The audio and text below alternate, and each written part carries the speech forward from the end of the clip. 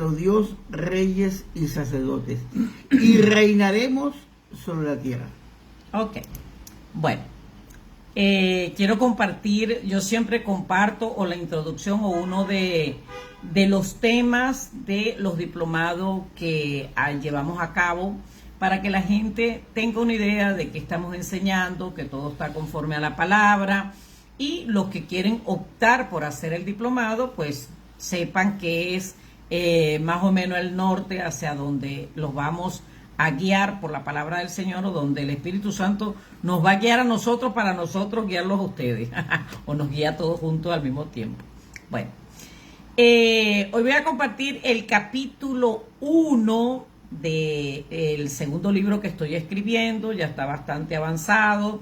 Se llama No hay altar sin respuesta, al igual que el diplomado. Obvio, el diplomado tiene 23 clases, mientras que el libro solo va a constar, estoy ahí entre 7 y 9 clases. Yo quiero 9, pero el Espíritu Santo me dijo que pusiera 7, así que como el libro es de él y no es mío, lo más seguro es que sean 7 capítulos, pero bien desmenuzado acerca de la importancia del sacerdocio y de el altar. El capítulo 1 tiene como título: como es el sacerdote, así es el pueblo. Hay un declive sacerdotal, una ausencia de compromiso en la mayoría de los hombres en cuanto al sacerdocio. Osvaldo acaba de leer Apocalipsis 1:6 y en Apocalipsis 5:10, y en ambos, en esa revelación ya de ese Cristo glorificado, ya sentado a la diestra del Padre, con esos ojos como llama de fuego y con aquel cinto de oro y todo eso, ese Cristo ya no el que caminó por aquí, sino el que venció la muerte, el infierno, al diablo y a todo lo que se le atravesó por el camino para ganarnos, comprarnos a un alto precio. Y dice en ambos versículos que nos ha hecho para nuestro Dios reyes y sacerdotes, y reinaremos sobre la tierra. Ahora, estos dos pasajes, ¿verdad?, nos enseñan que uno de los propósitos de Cristo morir en la cruz era hacernos reyes y sacerdotes para Dios nuestro Padre. Todo el que invoca a Cristo y acepta su sacrificio se convierte en rey y sacerdote de manera automática al aceptar el sacrificio de Cristo. Ahora, tomando en cuenta estos dos pasajes, me viene a la mente: si todos somos reyes y sacerdotes, ¿cómo se puede ejercer tan honorable cargo sin la existencia de un altar y una ofrenda? Hoy en día las redes sociales están llenas de un bombardeo. Uno está de acuerdo al ofrendar, el otro no. Uno está de acuerdo al diezmar, el otro no. Uno está de acuerdo a apoyar que la obra de Dios avance, y otros sencillamente dicen que no, que es manipulación, que es aprovecharse de los demás. Pero si somos reyes y sacerdotes, ¿cómo usted va a ejercer ese oficio sin un altar y sin ofrendas? Porque vamos a hablar del rol de todos los creyentes como reyes y sacerdotes. En el libro de Hebreos encontramos de manera enfática que todo sacerdote es constituido por Dios para presentar ofrendas, las voluntarias, y sacrificios, que son los diezmos, que no puede ser el 9, el 8, el 7, ni el 14, ni el 25, sino 10%. Si es diezmo, viene de la palabra 10, ¿verdad? Eso corresponde a un sacrificio vivo con un estilo de vida consagrado a Dios. La gente piensa que es solamente dar. No. Es que cuando usted da, usted tiene que dar entregándose usted de primero. Vemos la enseñanza de Caín y Abel. Cuando usted lee el capítulo 4 de Génesis, dice que Dios vio a Caín y a su ofrenda y no le fue grato, y vio a Abel y a la ofrenda suya y le fue grato. Pero ¿a quién vio primero? a la ofrenda, no, vio primero al oferente, porque no está divorciado el dar de nuestro espíritu, de nuestro corazón. Dios primero ve si la actitud correcta está en nuestro espíritu cuando vamos a dar, o si lo damos para que los demás nos vean, o para hacer de eso un alarde o lo que sea, o si lo estamos dando porque amamos a Dios, estamos agradecidos de lo recibido de su mano, ¿verdad? Y todas esas cosas son observadas desde la misma eternidad cuando nosotros estamos delante de un altar. Ahora, cuando hablamos de ofrendas y sacrificios, obvio corresponde a un sacrificio vivo. Es un estilo de vida consagrado a Dios, en el que puede, entre otras cosas, incluir ayuno, intercesión, adoración, diezmo, ofrendas voluntarias. Quiere decir que cada creyente debe continuamente estar ejerciendo ese cargo u oficio, honrando a Dios delante de ese altar, el cual no puede carecer de una entrega íntegra, que comienza con el agradecimiento del oferente, buscando de agradar a Dios con su vida y honrándolo con lo recibido de su mano. Ahora, ¿qué buscan estas líneas que van a quedar o que están quedando plasmadas en este libro? Bueno, tienen como objetivo final que cada creyente comprenda para qué ha sido elegido, cuál es su llamado y cómo obtendrá un mayor nivel de revelación. En este material hablaremos de la importancia del sumo sacerdocio de Jesucristo, del sacerdocio del hombre y de la mujer. De la mujer, pero Pablo dice que las mujeres no pueden predicar, que no sé qué más. Bueno, aquí acabamos de leer en Apocalipsis que Cristo nos ha hecho para nuestro Dios a todos, reyes y sacerdotes. Sí. Así que no hay una división, reyes a los hombres y sacerdotes a los hombres, y las mujeres somos, no sé, las que simplemente vemos desde un ángulo del cuadro. No, todos somos reyes y sacerdotes. Ahora, es importante considerar o resaltar la importancia del altar y todo lo que podemos hacer para que el reino de Dios avance. Obvio, cómo tenemos que desenvolvernos para ver el fuego de Dios descender de manera positiva sobre nuestras vidas.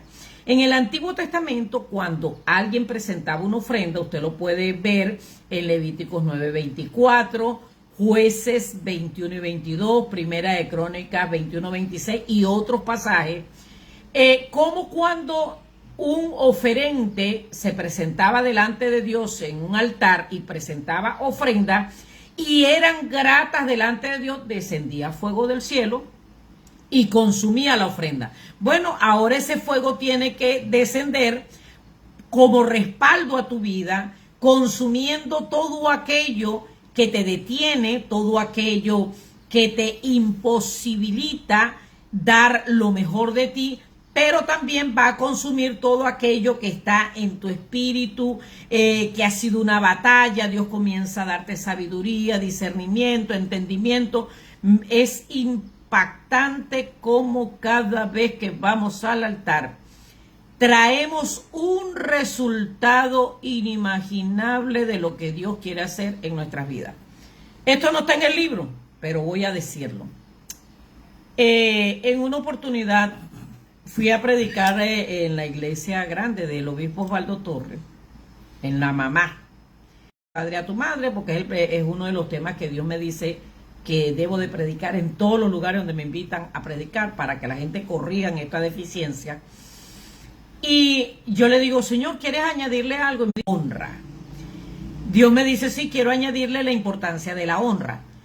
Y él comienza a preguntarme algo. Cuando Dios me pregunta es porque yo estoy con 01 en la boleta. Él me dice, ¿tú recuerdas de dónde comenzaste tú a tener una revelación fluida en tu vida? Que tú me preguntas y yo respondo y tú quieres sacar un tema y comienza la rema.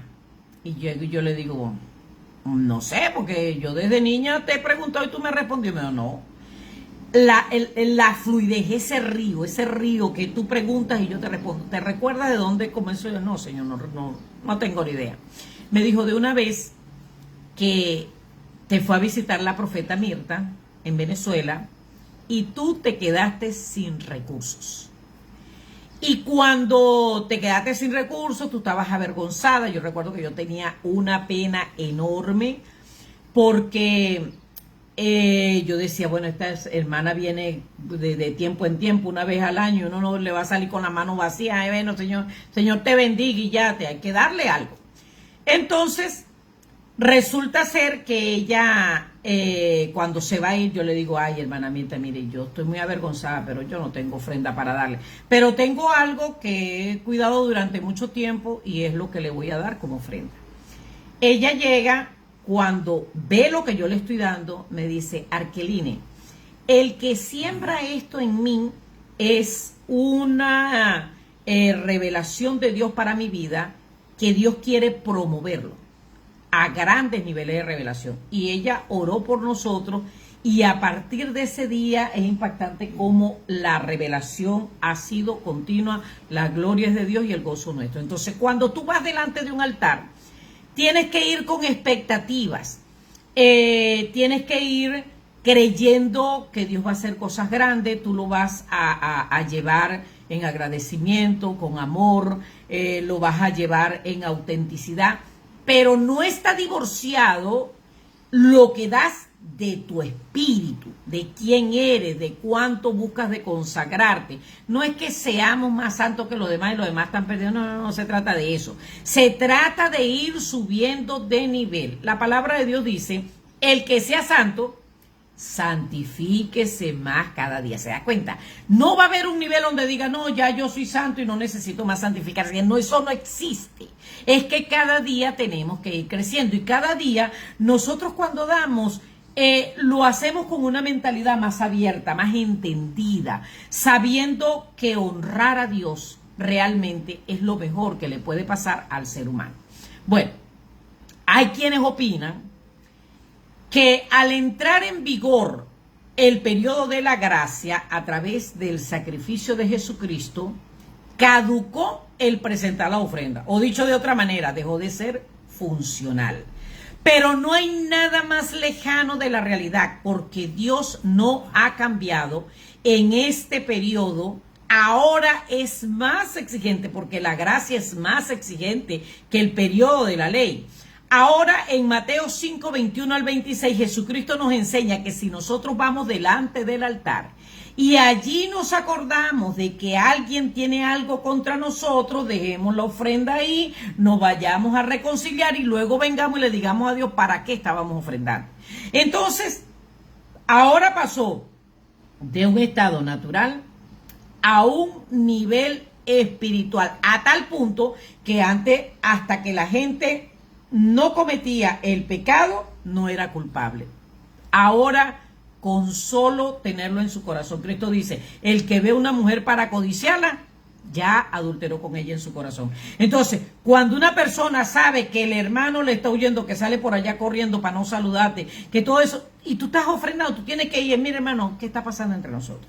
Vamos a arreglarnos, porque la ofrenda es algo espiritual, representa tu espíritu, representa tu condición delante de Dios. Entonces, nosotros no podemos adorar al que está sentado en el trono y aborrecer al que está sentado a mi lado.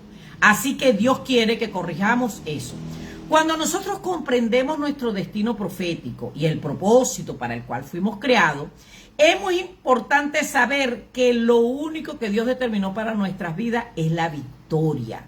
Y los procesos que vivimos se convierten en una herramienta para perfeccionar nuestro carácter, de manera que seamos efectivos en el llamado. Bueno, cuando usted ve el libro de Génesis, capítulo 1, 26 al 28, usted ve que Dios crea a Adán, ¿verdad? Y una vez que lo crea, le dice, lo bendice con su mujer. Y le dice, fructificad, multiplicaos, llenen la tierra y sométanla, gobiernen. Eso es lo que Dios ha buscado que nosotros tengamos, que nos enseñoreemos de todo lo que Él nos ha entregado. Nuestro Padre Celestial nos da autoridad, sabiduría, entendimiento, para que ejerzamos dominio sobre todo. Ahora, obviamente la decadencia de la intimidad del ser humano con Dios pues le da ventaja al enemigo. La buena noticia es que gracias al amor inescrutable de nuestro Señor y Salvador Jesucristo, Él restaura a través de su sacrificio lo que perdió a Adán con su caída. Y dice que nos ha hecho para nuestro Dios reyes y sacerdotes. Ahora bien, surge la siguiente pregunta o observación. ¿Cuál sería entonces el significado teológico de que somos reyes y sacerdotes? Bueno, podemos considerar que como reyes tenemos de Dios la autoridad delegada para conquistar, iniciando con conquistarnos a nosotros mismos. Dios quiere que tengamos dominio propio. No es ese rey que usted tiene en la cabeza, que es alguien sentado en una poltrona grande, vestido con ropas lujosas, una corona en la cabeza. No, es uno que tiene dominio principalmente sobre sí mismo y gobierna su vida, la de su familia, la iglesia, y que usa la autoridad otorgada por Cristo en Lucas 10, 19 y 20 para gobernar sobre toda fuerza del enemigo. Esto incluye cosas visibles e invisibles. Ahora, ¿cómo se logra esta autoridad? Bueno, esta autoridad se logra cuando caminamos en integridad y en amistad con Dios. Cuando usted lee Hechos 19, 15, habían 7 hermanos que estaban tratando de sacar unos espíritus inmundos y los demonios le hablaron y le dijeron, mira, nosotros sabemos quién es Jesús y conocemos a Pablo, pero ¿ustedes quién son? Entonces quiere decir que el nivel de obediencia y de rectitud que tú demuestras te da énfasis en esa autoridad que Dios delegó sobre nosotros. No podemos andar por ahí predicando un Cristo que no habita en nosotros. Ahora bien, como sacerdotes debemos de caminar en justicia. El Espíritu Santo en el libro de Santiago nos recuerda que la oración del justo puede mucho y que Dios oye la oración de los justos, así que no es suficiente ser sacerdote. Gálatas 6 dice que debemos portar la coraza de justicia. Eso significa que uno debe ser un líder espiritual justo. Es evidente entonces que la palabra justo no significa perfecto, sino un creyente que su fe en la palabra y el ponerlo en práctica, esa palabra de Dios, lo lleva a una relación correcta con Dios y a cuenta no solo con Dios, sino con el hombre al momento de orar. Como ya aclaramos en los minutos pasados, esto se trata de sumisión, se trata de rendirnos ante nuestro Señor con todo lo conquistado y presentarnos con nuestra familia, planes, proyectos, todo lo que tengamos para que Él nos dirija y podamos cumplir ese diseño para el cual fuimos creados. Ahora, nos tenemos que como sacerdote ponernos entre Dios y los hombres en favor de los hombres y así ir declarando y enseñando a otros acerca del Evangelio de Jesucristo.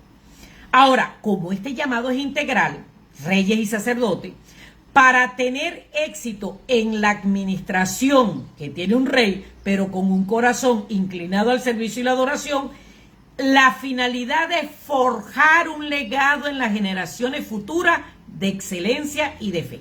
Ahora, ¿cuál es la realidad que nos aborda? Bueno, la crisis social está relacionada con la importancia del sacerdocio en cada hogar. Mire, a pesar del diseño divino para nuestras vidas, la falta de determinación y fidelidad de los hombres para con Dios, como decimos los venezolanos de manera coloquial, la tierra tiene las patas para arriba, o sea, la población, la sociedad. Porque la relación del líder espiritual en su mayoría está en crisis. como consecuencia de que algunos hombres en la tierra han abandonado su rol y la responsabilidad de ser cabezas en sus hogares y han dejado un vacío como cobertura espiritual de su familia, tanto en el liderazgo como en la adoración, limitándose solo a ser proveedores. En su mayoría, las mujeres han tenido que asumir esta responsabilidad. Ahora, ¿cuál es el problema? De que sea la mujer la que asuma el sacerdocio en el hogar. Ojo, parece contradictorio porque estoy hablando de que todos somos reyes y sacerdotes, pero hay un orden, hay un orden. El peligro del matriarcado es que no hay hombres comprometidos. El liderazgo femenino ejerciendo este sacerdocio por fuerza mayor puede debilitar la estructura familiar y eclesiástica diseñada por Dios.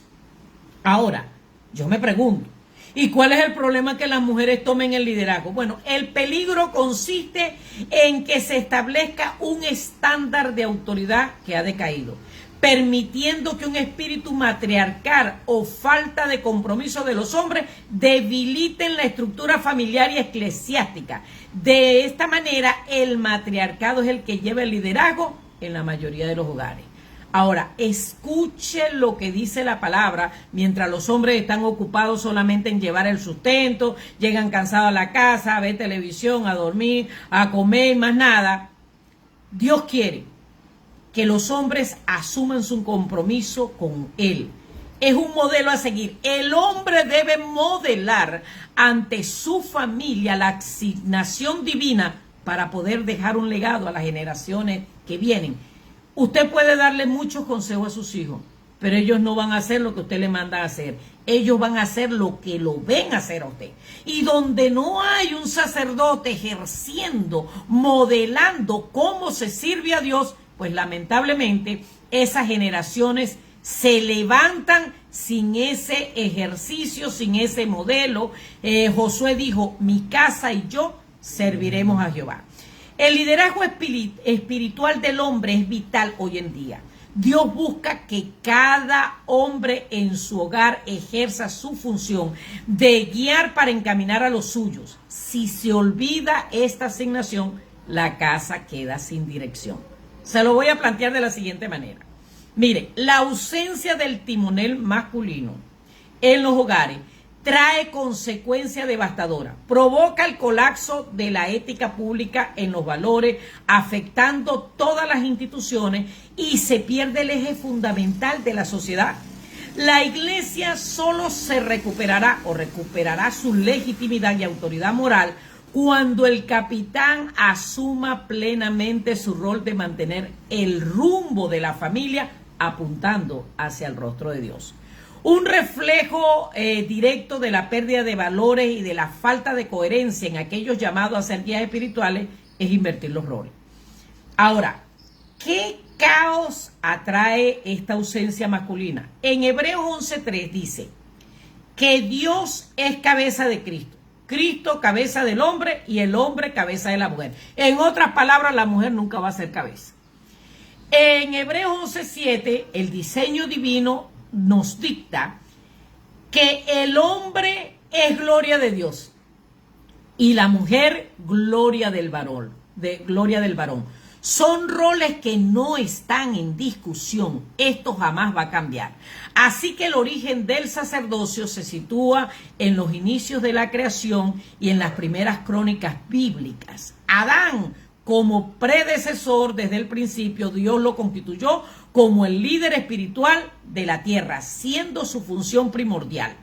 Ahora, la falla del sacerdocio masculino tiene efectos devastadores en todos los niveles de la sociedad. Cuando usted lee Oseas 4, del 1 al 10 aproximadamente, dice que Dios entra en una contienda con su pueblo, porque los hombres han abandonado el sacerdocio. Entonces, ¿qué viene como consecuencia? Lo que hay es muerte, lo que hay es chisme, murmuración. Operando, Satanás va ganando territorio. Y es muy lamentable porque el sacerdocio del hombre es el termostato del hogar, que define la temperatura espiritual y moral de la casa. La iglesia pierde su esencia porque el hombre, como brújula moral de la sociedad, no ejerce el compás debido en la comunidad. Así que Oseas 4 nos muestra las consecuencias y dice que como es el sacerdote, así es el pueblo. Vea usted el peligro de un sacerdote que no está santificado, que no está caminando en justicia, que no está siguiendo los lineamientos establecidos por Dios. Esto trae destrucción a la familia. La abdicación de la autoridad masculina en el hogar es una causa directa de la desintegración familiar y la falta de modelos saludables. Oseas 4:9 dice, y así se cumple aquello de cual el sacerdote tal el pueblo. Y como los sacerdotes son malvados, el pueblo lo es también. Por tanto, yo castigaré tanto a los sacerdotes como al pueblo por sus hechos malvados. Ahora, miren cómo está en una relación directa el estado espiritual del sacerdote y el estado de la sociedad. Si el sacerdote es corrupto, injusto, mentiroso o falla en su integridad, se ven afectadas negativamente todas las ramas de la sociedad, la nación entera, iniciando con la familia y la economía. Mire, hay un versículo que a mí me sacude mi espíritu. Juan 17:19. Cristo, hablando en una oración con el Padre, dice, y yo por ellos me santifico a mí mismo, para que también ellos sean santificados en la verdad. ¿Por qué Cristo, el único ser que no mintió, que no falló, fue tentado en todo sin pecado, el único ser perfecto, el más bueno, tenía que santificarse? Porque hay una transferencia de lo que tú eres a tu familia, de lo que tú eres como sacerdote a ese pueblo que estás liderando. Cuando tú vas a predicar quien tú eres, tú se lo vacías a los demás, porque cuando nosotros ministramos, impartimos de nuestro espíritu al espíritu de los demás. Esto es bíblico, es cristocéntrico. Y bueno, pudiera, no sé, mostrarle una serie de versículos, pero por factor tiempo no lo puedo hacer.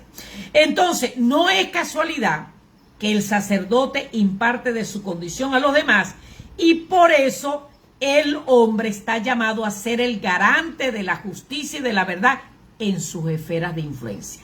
Ahora, yo le voy a plantear lo siguiente. Veamos la pérdida de la fuerza moral. Una nación sin un sacerdocio íntegro carece de la brújula ética, lo que lleva a la desvalorización de la verdad y la integridad.